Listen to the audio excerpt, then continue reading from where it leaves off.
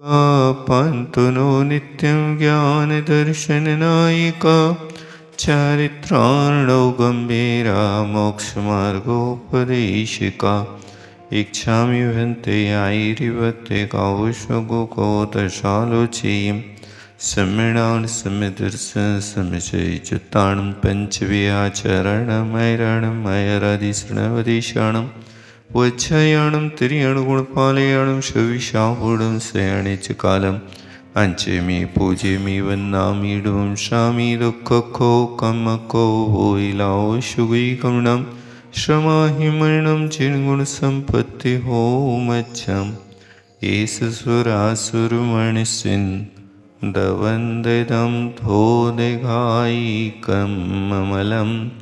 पडमामि विद्यमानं तित्थं धम्मस्य कतारम्।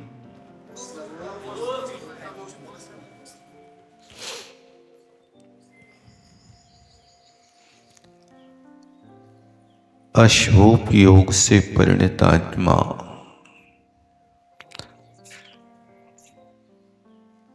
जब अपन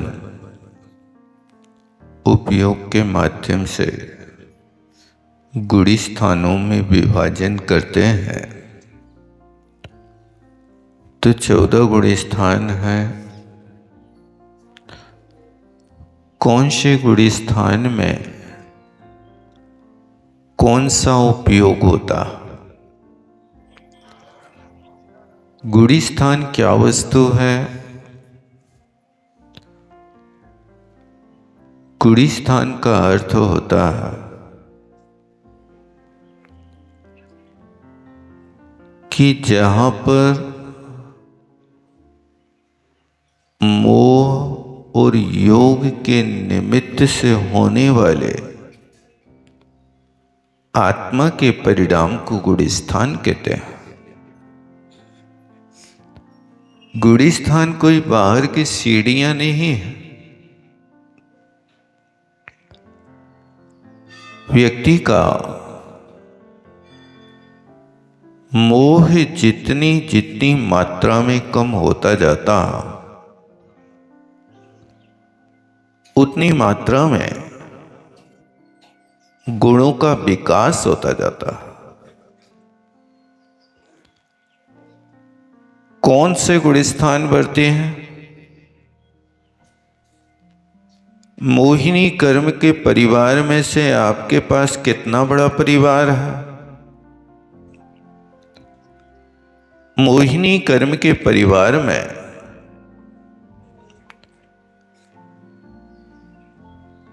देखा जाए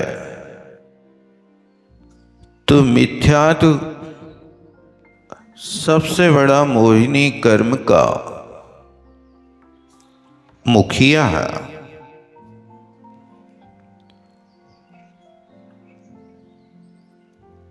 और सेनापति अनंतानुबंधी कसाय है। और शेष कसाय मंत्री के स्थानापन्न होते हैं। तो यदि मिथ्यात्व जिसके पास है उसका पहला गुण स्थान है। लोक की व्यवस्था में नंबर 1 को अच्छा माना जाता है।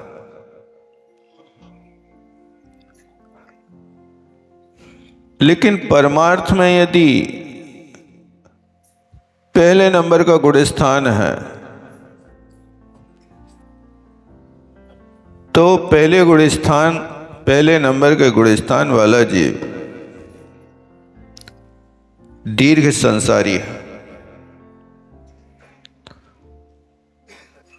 वो संसार से निकल नहीं पाता।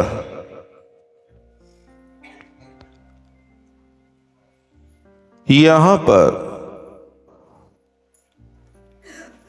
व्यक्ति को चौथे गुण स्थान से मोक्ष मार्ग में उसको नंबर मिलते हैं। प्रथम गुण स्थान वाला तो मोहिनी कर्म की सारी प्रकृतियों को लेकर के अपना जीवन चलाता है। इसलिए मिथ्या दृष्टि गुण स्थान का उपयोग हमेशा अशुभोपयोग ही होता है और वहां कोई दूसरा उपयोग नहीं होता। लेकिन मिथ्या दृष्टि जीव के पास योग शुभ होता, अशुभ भी होता। योग और उपयोग में अंतर समझना। योग कहलाता है मन वचन काय की प्रवृत्ति, व्यापार।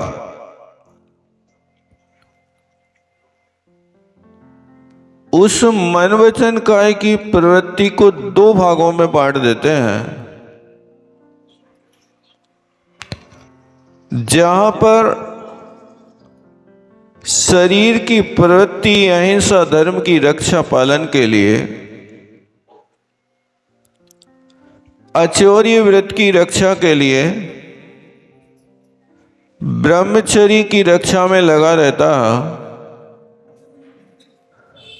ऐसी जो काय की प्रवृत्ति होती है उस काय की प्रवृत्ति को कहते हैं शुभ काय योग। ध्यान देना, आप मिलान करना कि आपका काय योग शुभ है कि अशुभ है। यदि आपकी शरीर की प्रवृत्ति हिंसा में लगी हुई है, चोरी के कार्यों में लगी हुई है, अब ब्रह्म में झंपापात चल रहा है, तो उस परिस्थिति में समझना कि हमारा अशुभ काय योग है। और बस पन्ना पलट दो। हिंसा को छोड़ करके जब आप अहिंसा की प्रवृत्ति करने लगे, चोरी को छोड़ करके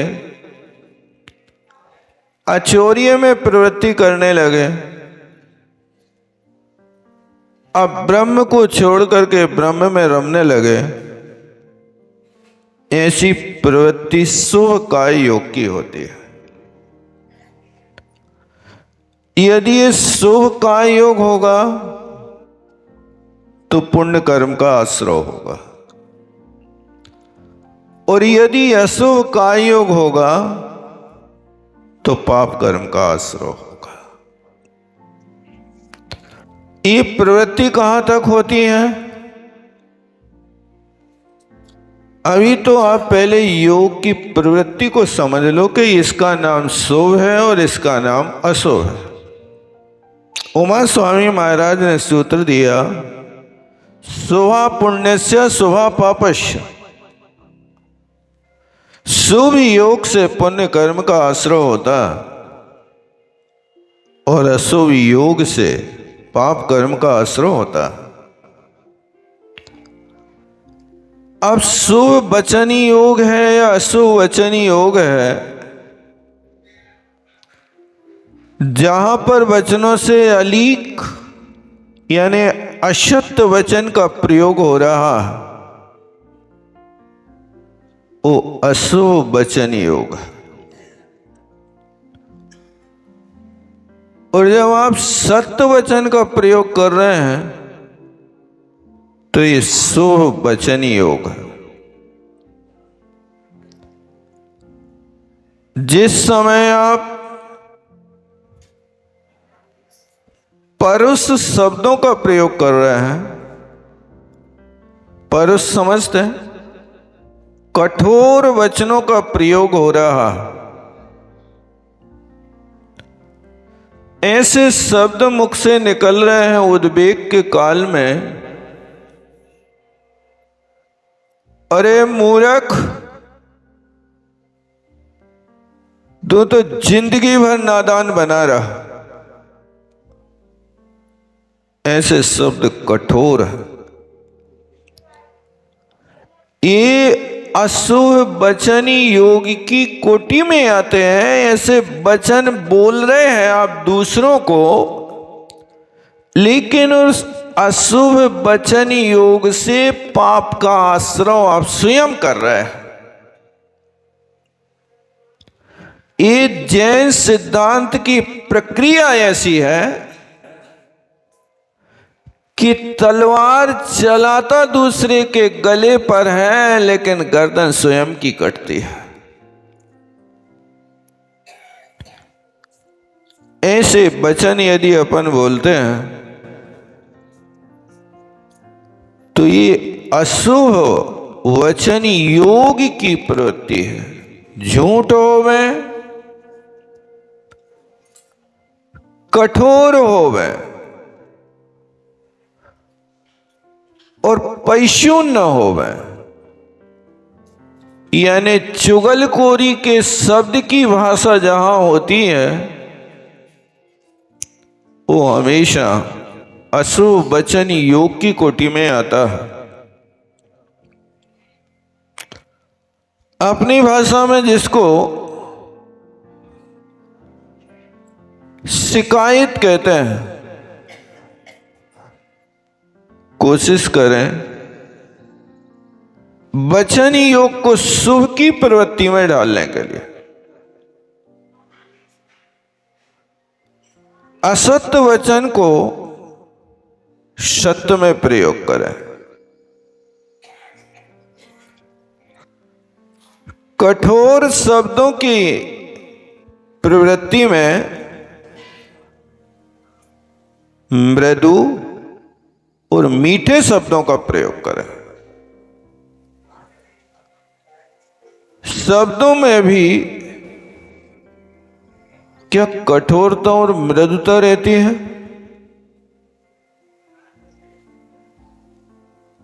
एक शब्द ऐसा होता है कि व्यक्ति के हृदय में जख्म बना देता है, और एक शब्द ऐसा होता है कि व्यक्ति के लिए मलहम का काम कर देता है। जिन शब्दों के बोलने से जख्म हो रहा है, समझना आप अशुभ वचन योग की प्रवृत्ति में लगे, और जिन वचनों से सामने वाले को राहत मिलती है, किसी पीड़ित व्यक्ति के सामने आप अंदर की संवेदना के साथ कहते हैं मैं हूं ना,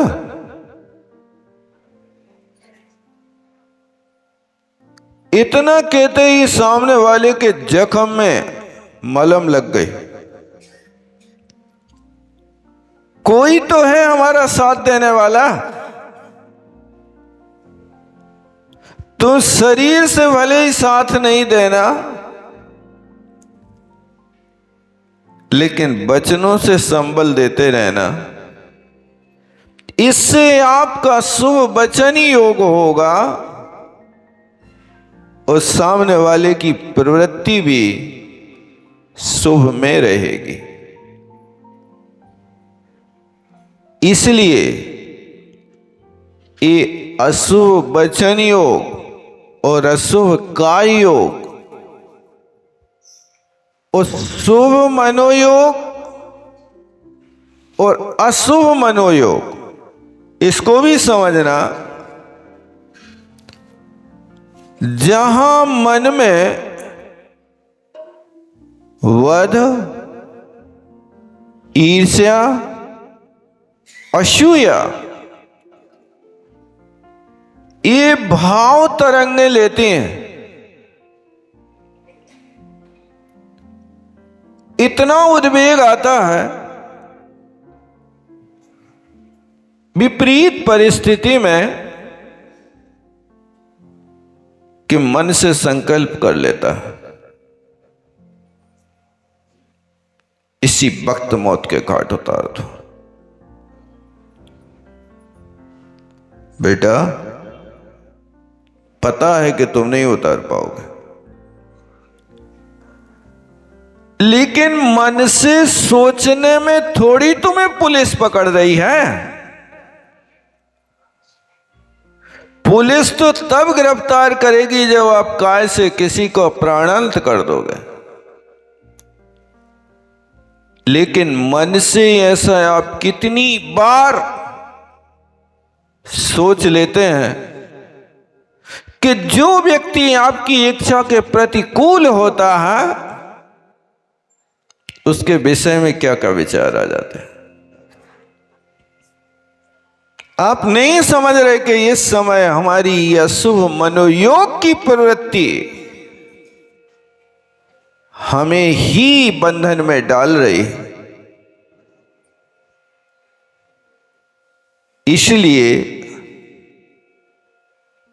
आप लोग पढ़ते हैं ना,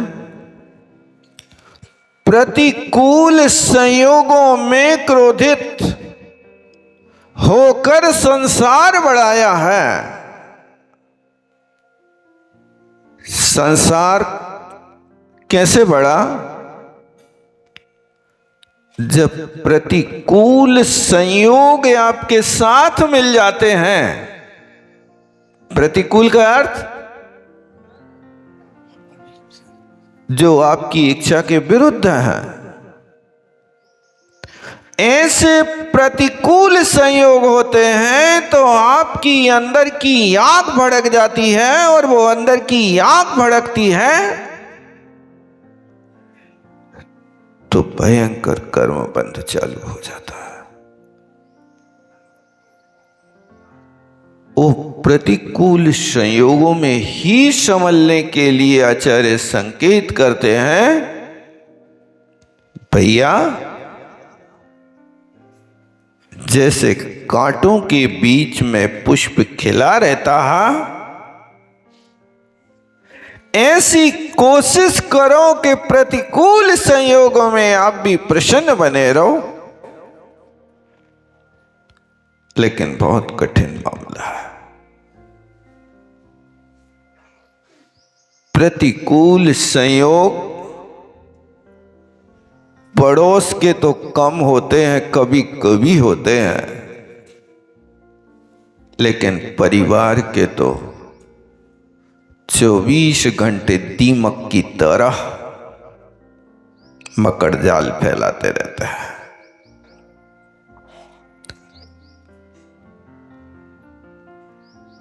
और वो परिवार आपका छोटा बेटा आपके प्रतिकूल होता तो आप बोल देते हैं नाश को मिटो, मर जाए, भाग जाए। ये दुनिया की बातें आप कर रहे हैं ना, ये आपका अशुभ मनोयोग है। वही बच्चा यदि खेलते खेलते एक आध घंटा यदि आपकी आंखों के सामने ना दिखे तो फिर आप घबराने लगते, कहां गया, अरे काय को खबर ले रहे, आप ही तो कह रहे थे नाश को मिटो, मर जाए, भाग जाए, पिट जाए, फलाना हो जाए, ढेकड़ा हो जाए, अब क्यों तड़प रहे? वो अशुभ मनोयोग की प्रवृत्ति थी, वो प्रतिकूल संयोग था। अब वही प्रतिकूल संयोग आपकी इच्छा के अनुकूल बन गया। अब यदि थोड़ी देर दृष्टि के गोचर ना हो तो ढूंढना चालू हो जाता है, कहां गया, कहां गया। ये अशुभ मन की प्रवृत्ति है। प्रतिकूल संयोग में भी थोड़ी सहनशीलता बनाओ।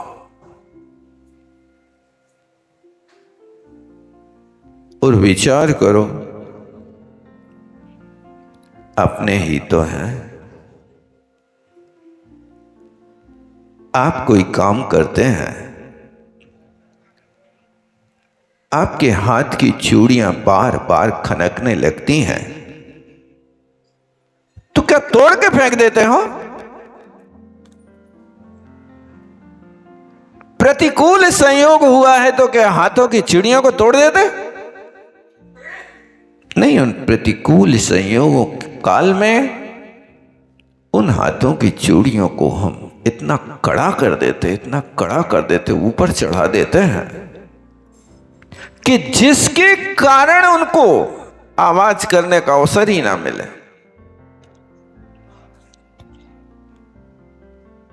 ये प्रवृत्ति आप प्रतिकूल संयोगों के काल में अपने मन को इतना कड़ा करो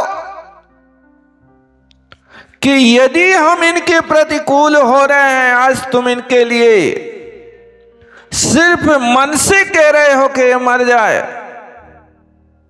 लेकिन जब वो समर्थ होगा तो आपको मारेगा। फिर वो मन से नहीं, काय से भी मारेगा।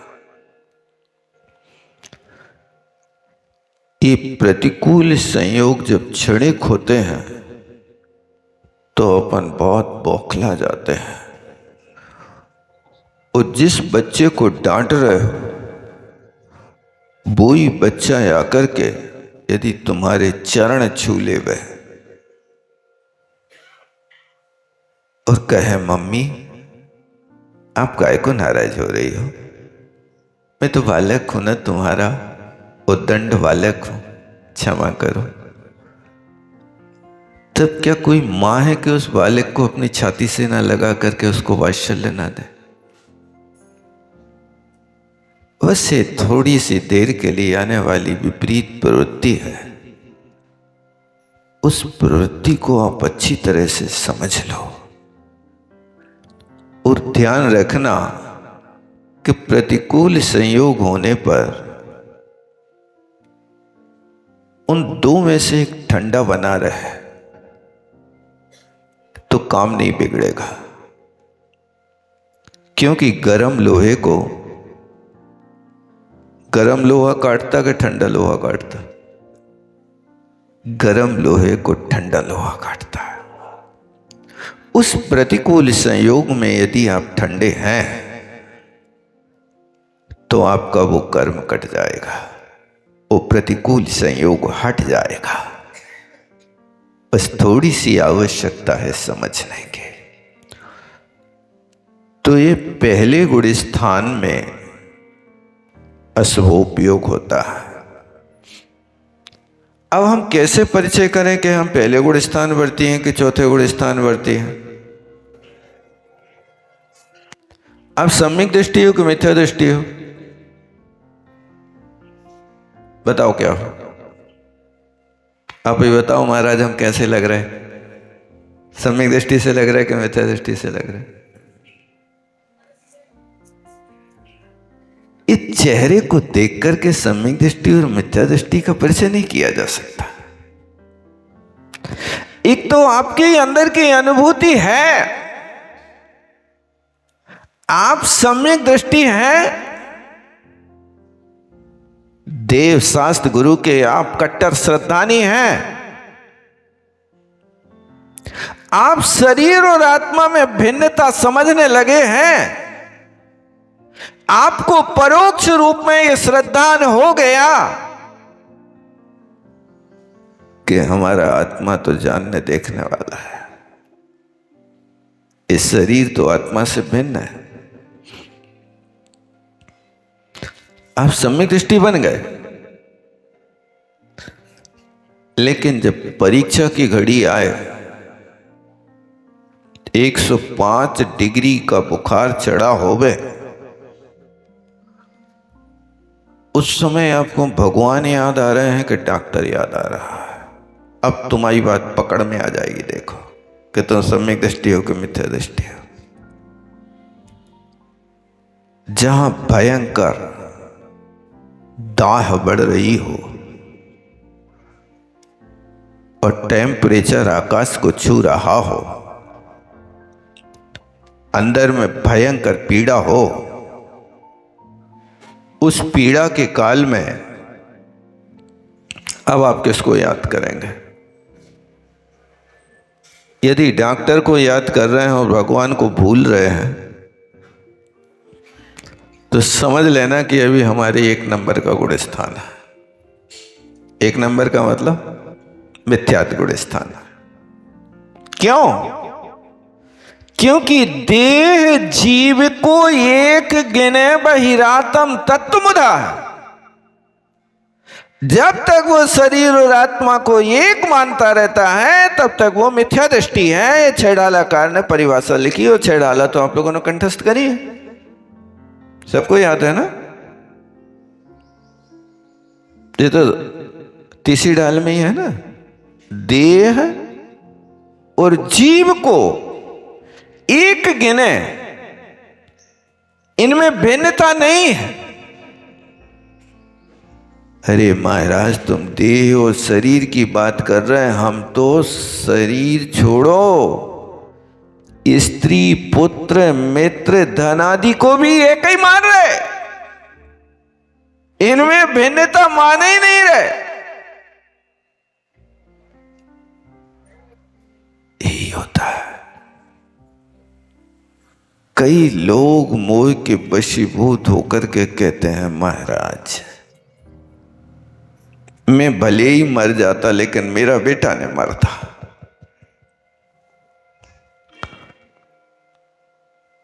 ये मोह की विडंबना है।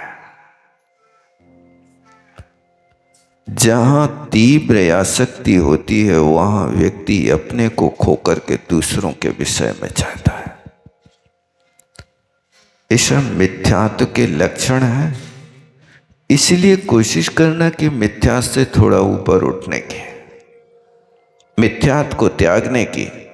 जब तक कि बाहरी वस्तु में आपका राग भाव तीव्र है और अंतरंग में कोई दृष्टि नहीं है कि शरीर से हटकर के भी आत्मा है, तब तक आप समझना कि हमारा पहला गुण स्थान है।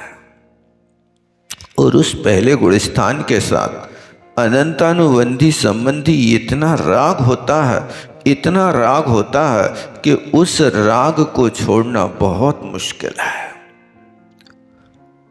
कीर्तिधर महाराज को वैराग हो गया। जब वे अपनी पत्नी से क्षमा याचना करने के लिए गए, बैरागी जो होता है जब घर से निकलता है तो परिवार के लोगों से हिसाब किताब नक्की करता है, सबसे आज्ञा लेता है आप सबके बीच में रहे। अब मैं यहां से आत्म कल्याण के लिए कदम बढ़ा रहा हूं।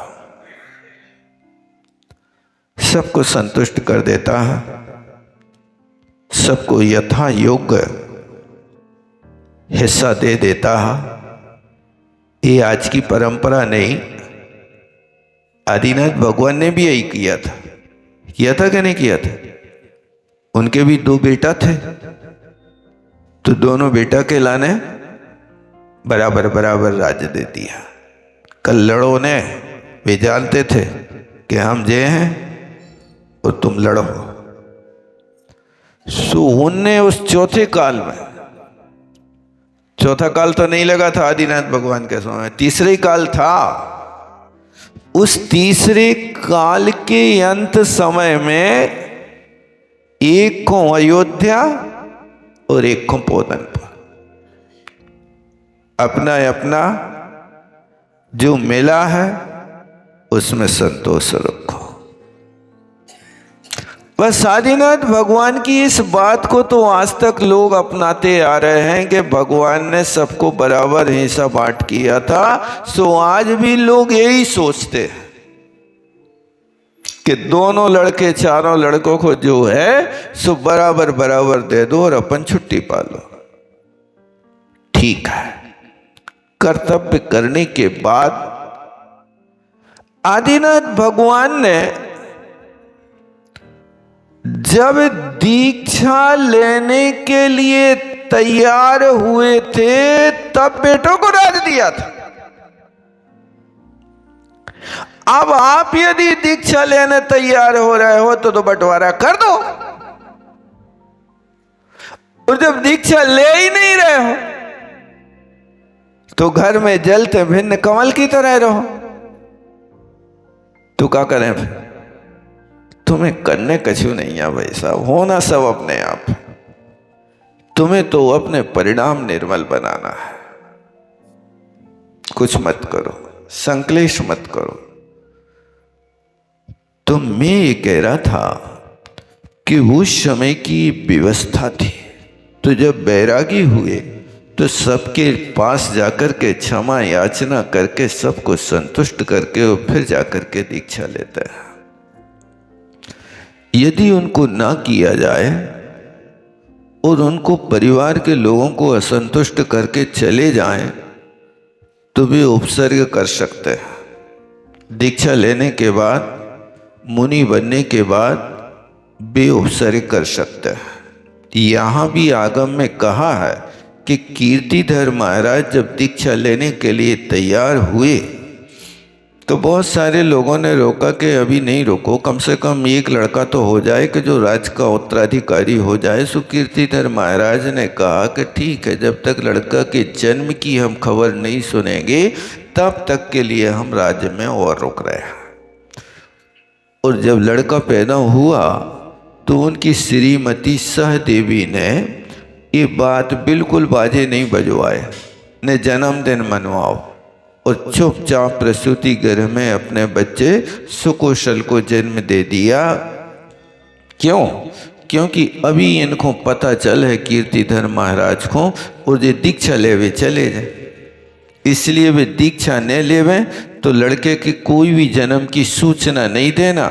इनने ये बात गुप्त तो रही, लेकिन उनमें एक दासी थी जिनको ये राज पता नहीं था, और वो सबसे पहले उस गिफ्ट को पाने के लिए, पुरस्कार पाने के लिए राजा कीर्तिधर के पास दौड़ी दौड़ी गई और प्रसन्नता से सारी सूचना दे दी कि आज पुत्र रत्न की प्राप्ति हुई है। सो उन कीर्तिधर को तो बड़ा आनंद हुआ कि मैं आज बंधन से छुटकारा पा गया। हे परमात्मा, अब तेरा तुझको सौंपते क्या लागे है मोर।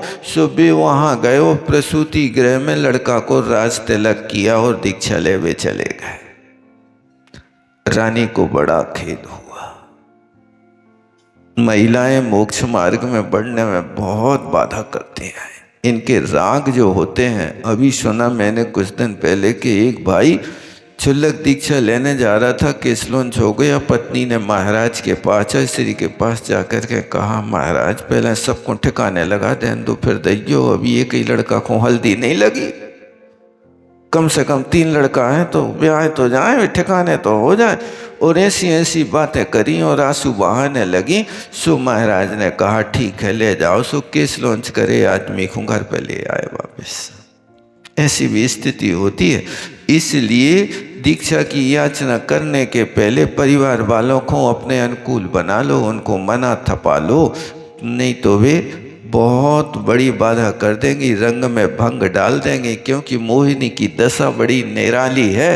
तुम्हारो लड़का यदि व्यसनी हो जाए तो कोई को आपत्ति नहीं है, और यदि बैरागी हो जाए तो हर व्यक्ति आड़े आता, घर चल है कैसे, तुमने ब्याह करो काय को लाने, तो बताओ तो तुम हमारा जीवन काय हो खराब कर रहे। 1000 उपदेश सुने हैं, 1000 गालियाँ सुने हैं, और अंत में कहें कायर हो, कमाओ खाओ नहीं गो, सो चले गए छोड़ के। ऐसी ऐसी सुनाते हैं, ऐसी ऐसी सुनाते हैं कि कछु कहा नहीं जाता है। लेकिन फिर भी बैरागी तो बैरागी है, क्योंकि वो समझता है कि हर पद में कष्ट है, मुनि पद उत्कृष्ट है, बढ़ना तो इसी रास्ते पे है।